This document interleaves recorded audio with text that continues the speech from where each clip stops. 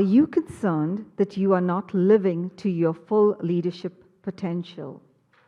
Do you get frustrated when leading a team?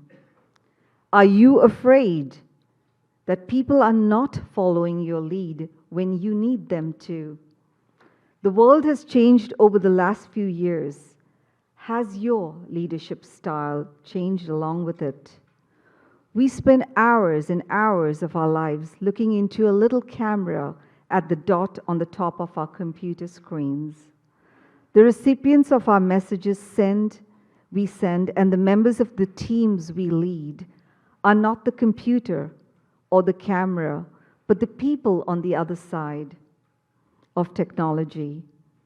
Our next presenter has been a Toastmaster for nearly 18 years. During that time, she has served every club officer role in several districts and has helped chartered 26 clubs and helped several others rebuild. She served twice as region advisor, where she served as district leadership teams in districts in 11 states. Now the International Director from Region 6, a member of the Toastmasters International Board of Directors, Melissa McGavick is a working ambassador for the organization. She works with the board to develop, support, and modify the policies and procedures that guide Toastmasters International in fulfilling our mission. In her speech today, Melissa will share 5 principles of leadership that help us to connect with the people, no matter the technology that bridges the gap between us. Please welcome Distinguished Toastmaster and International Director from Region 6, Melissa McGavick.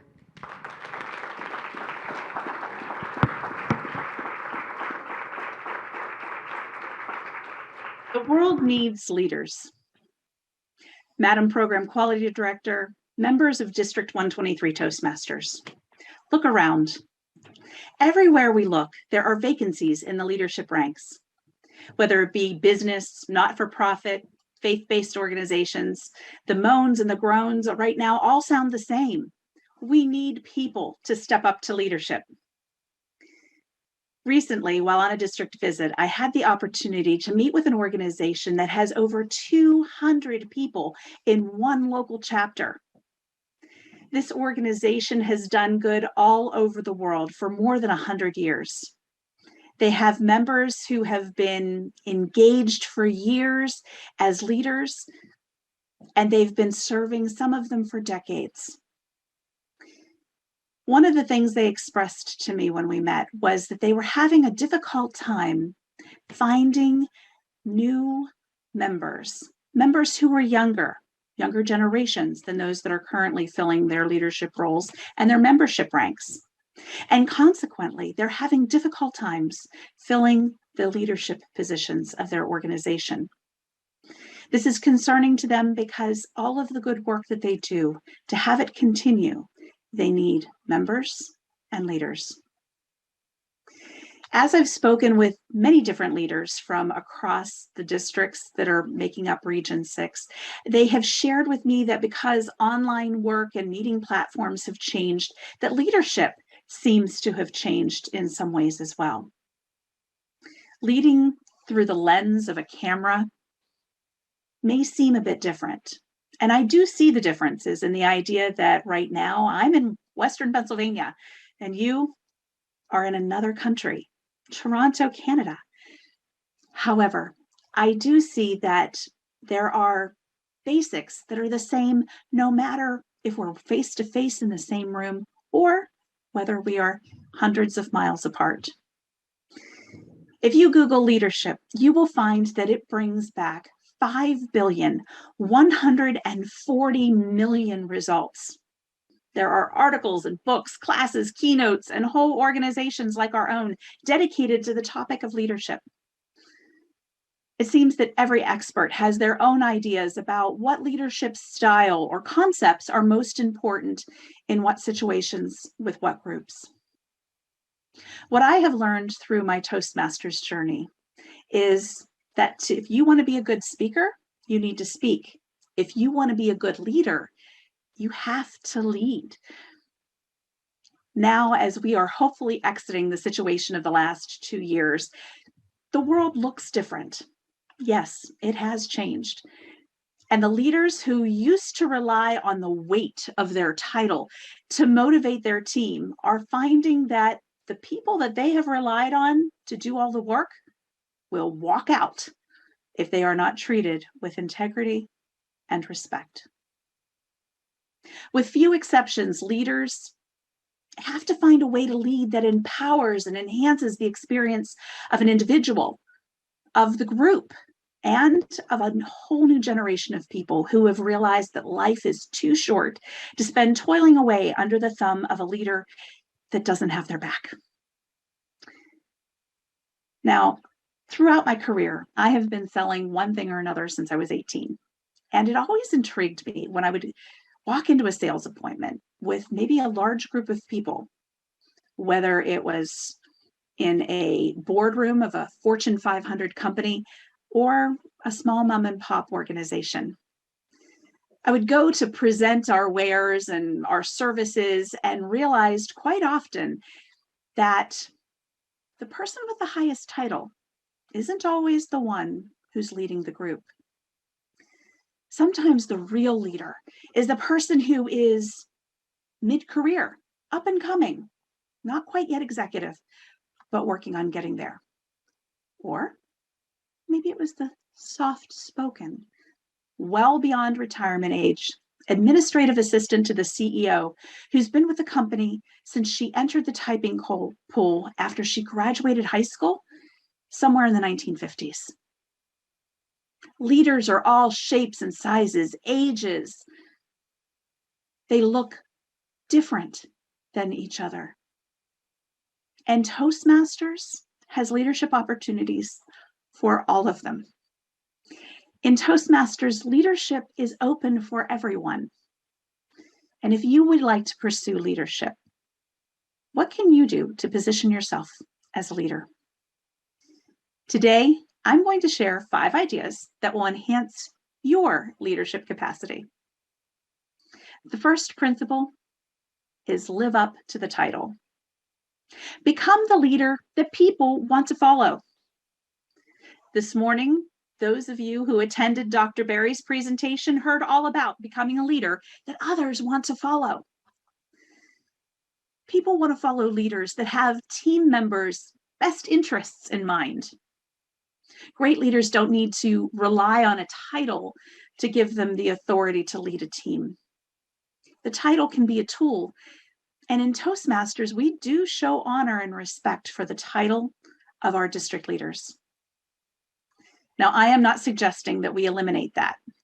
But what I am encouraging is for those of us who do have the titles, whether it was an educational award earned or a specific role that you're serving in this year, is that we live up to that title and that everything that it stands for. You see, Toastmasters is a safe place to take the concepts of leadership that we learn, whether it be through our Pathways program or in a book that we read, and put them into practice. As a club officer, we have the opportunity to start our leadership journey with a small group of people. This group of people know us, like us, trust us, and they typically have our back. They will lovingly provide feedback on what we did well and give us a little nudge here and there when we need it. Leadership becomes more than a role. It actually is a way of being. Principle number 2, bounce up. Life happens with everybody's life. The strongest leaders use the adversity that life gives us to bounce back and to bounce up. Franklin Delano Roosevelt said, "A smooth sea never made a good sailor." It's through the challenges that we learn to grow our resolve, our skills, and to evolve to that next level. Each time we face challenges, we become more adept at the process of bouncing up. We recover more quickly each time we face a new adversity. Facing adversity in a work situation, maybe a failed project, could actually cost someone their job. But in Toastmasters, a failed project makes really great speech material. Sometimes it takes not getting it right to get it right in the long run. Our most powerful messages are the ones that we share coming from the messes that we've gotten ourselves into. We transform our mess into our message. I know I've had some spectacular fails in Toastmasters and in life in general. My husband and I have a phrase that we use when things don't go quite as expected and planned. When something seems to not be what we had planned it to be, we'll look at each other, kind of smirk, and say, speech material. Right now, I'm serving as a sergeant at arms for my home club. And a couple of years ago, when the lockdowns opened in our area, we took the opportunity to become a hybrid club. That means we had to learn all new technology. And I will say, some of my beginnings were really good speech material. I'm much better now than I was then, but I still have a long way to go. And I'm sure I will continue to add to that bucket of speech material as I learn new technology and improve and grow. I'd like to share with you a quick story about a member of our organization who really impresses me. He exemplifies bouncing up. Sujit has been a member of Toastmasters for more than 17 years. And he's a beautiful example of someone who has used the program to overcome obstacles. When he was first introduced to Toastmasters, he was applying for university. And with a significant speech impediment and a physical disability, he was finding it hard for him to be accepted into a university. That same gentleman, now all these years later, teaches at university, has been featured in Entrepreneur magazine for his work as a CEO of a management consulting company. He's received awards in innovation, in training. He authored a book and has presented 2 TEDx talks. On his Toastmasters journey, Sujit successfully served not just his club, but he served his district through all the leadership roles. The district that he served covers several countries. And right now, he is giving back to our organization as a region advisor, where he is training, coaching, mentoring district leaders from across an entire region. He exemplifies bouncing up. Principle number 3, be clear on your vision. If I called you in the middle of the night, woke you up, could you clearly express what your vision is in a compelling way? There's a proverb that says, without a vision, the people perish. If you are leading in any capacity, I ask you to sit down and contemplate, create a clear vision, a vision for whatever you're leading. It might be at home or at work, maybe in your community, or right here in your Toastmasters Club. It takes action to create a vision and to be able to clearly communicate it. I've seen several different ways of creating a vision. Some people like to draw it out as a picture or as a mind map, while others write it out longhand. Some others like to type it out in bullet points.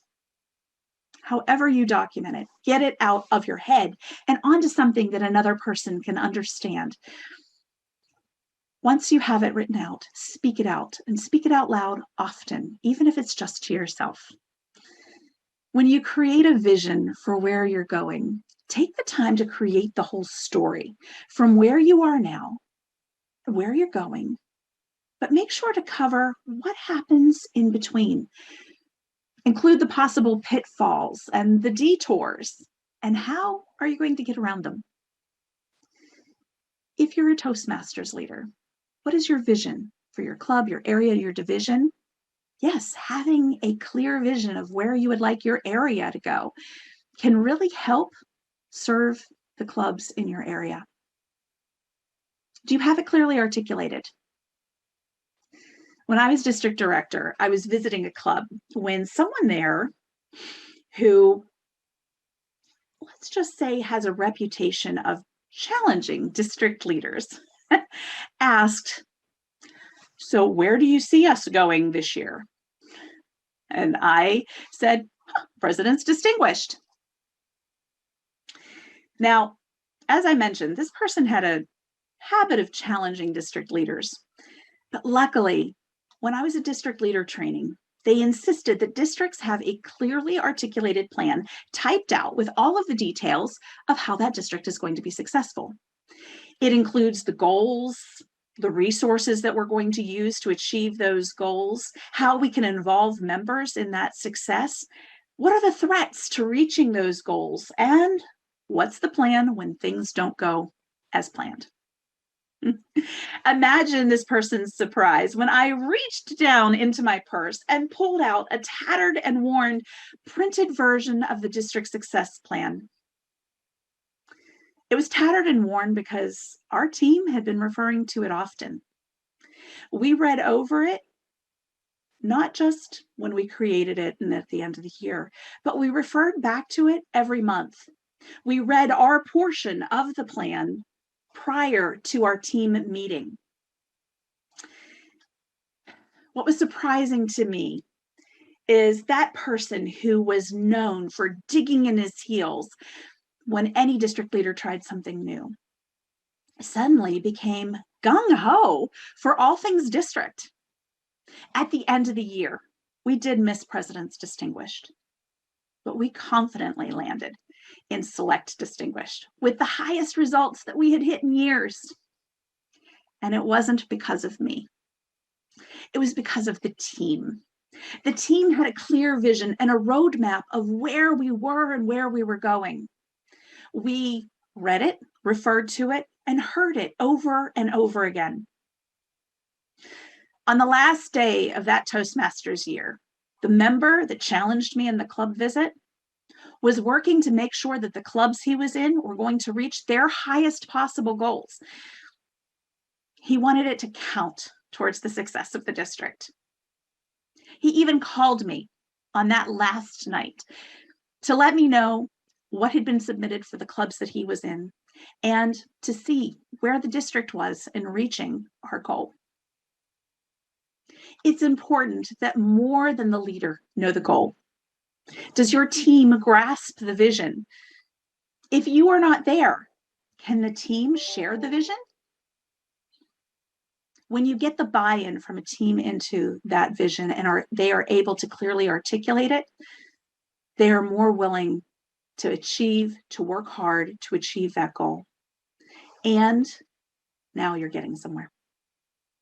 Principle number 4, take time for self-reflection. Aristotle said, knowing yourself is the beginning of wisdom.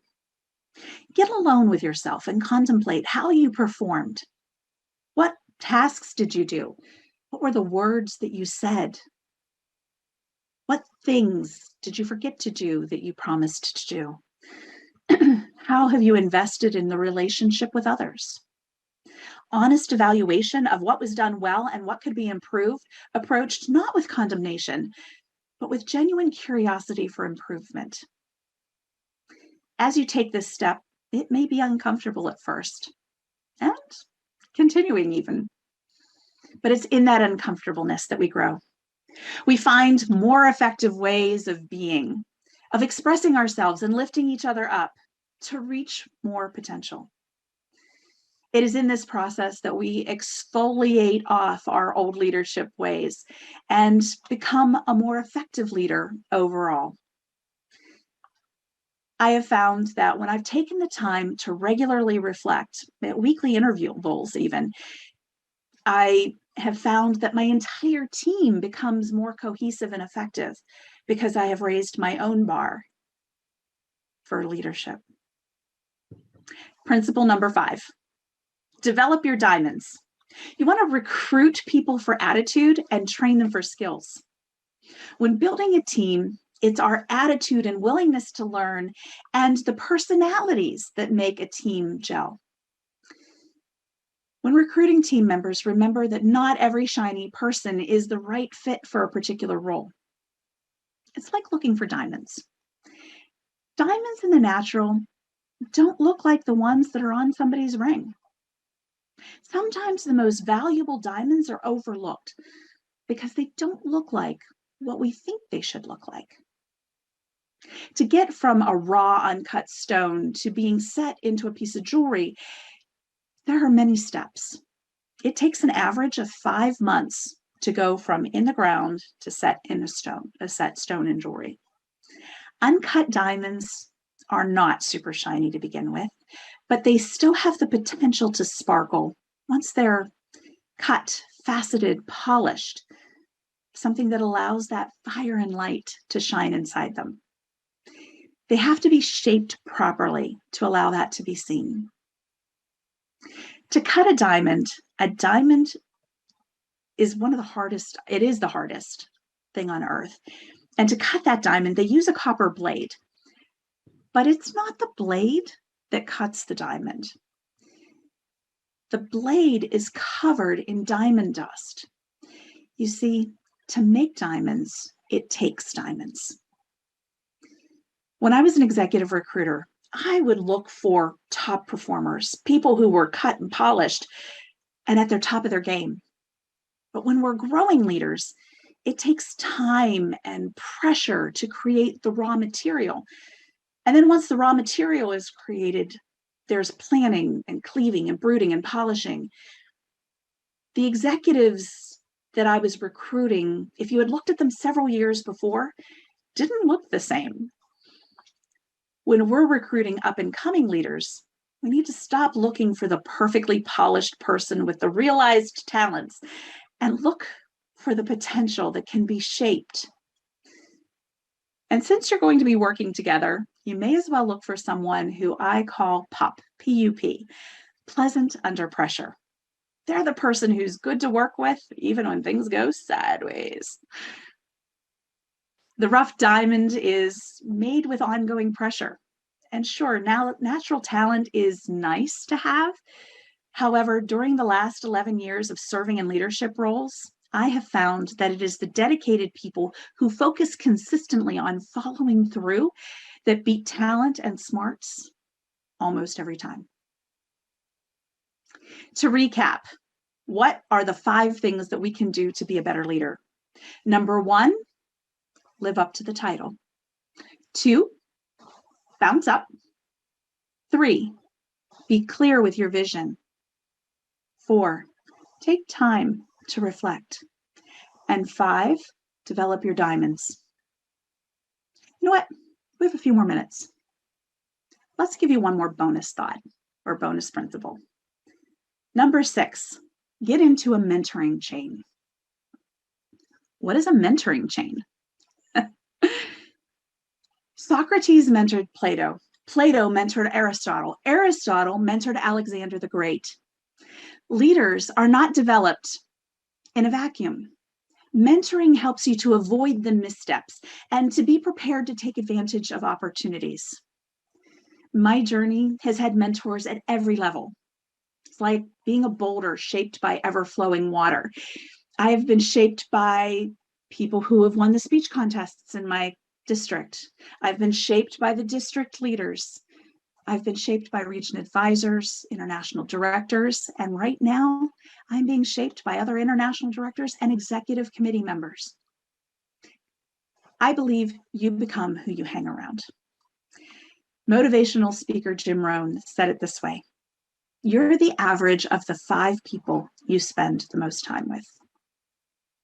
A couple of minutes ago, I mentioned a person who's serving as region advisor and how impressed I am with him.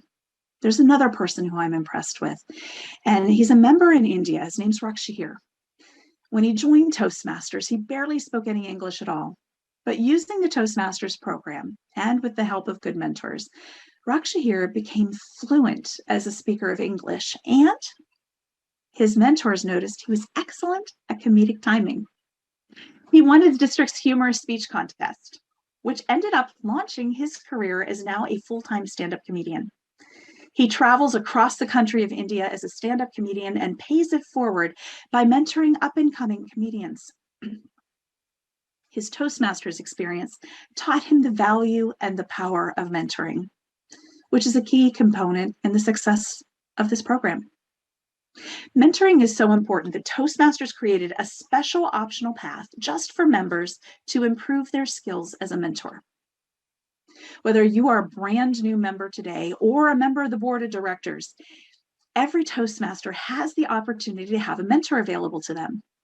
They help us overcome those obstacles and prevent us from repeating the things that we may have done in the past.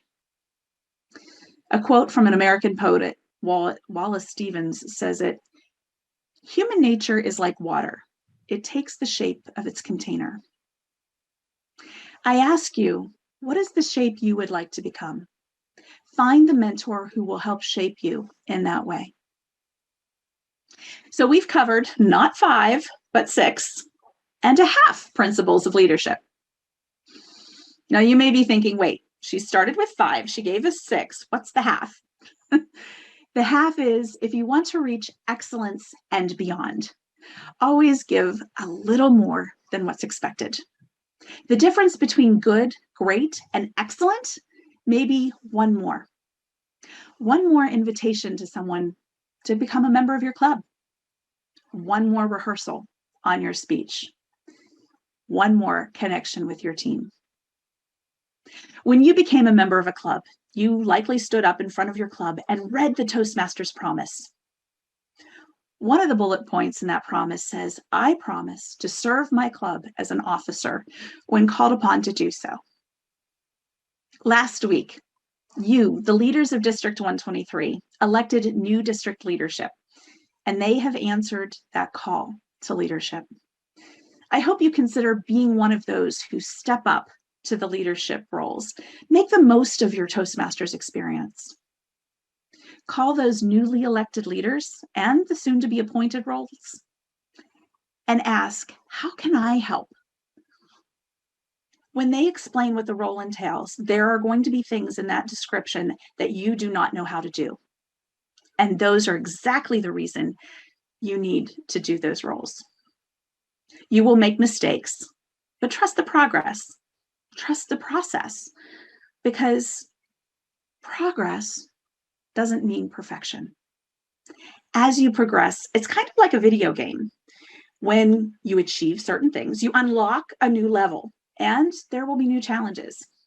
As you gain new skills, you're going to unlock that next level of achievement, and the process continues.